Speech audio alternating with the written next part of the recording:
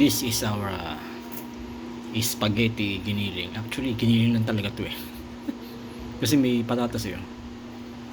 It has a patatas. As a packing potato. Kasi I love potatoes eh. Pero yung lasa niya, para siyang isbaro. Yung mga nakakaya ng isbaro. Hindi siya Pinoy spaghetti, hindi siya Pinoy giniling na ganun typical kasi wala atong ketchup. Wala. No ketchup. Only tomato sauce and tomato paste. And Italian herbs. Italian spices. Kaya yun. Taste niya ganun. Tapos nagyan ko lang ng... Actually, ulam talaga dapat to eh. Kaso nga lang... may pasta eh. Sayang eh. Yun.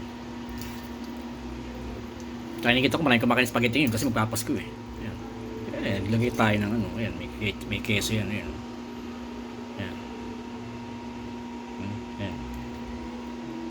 Giniling to. Beef giniling yan. Ground beef. Ground beef yan. Ground beef. Ayan. Yun lang.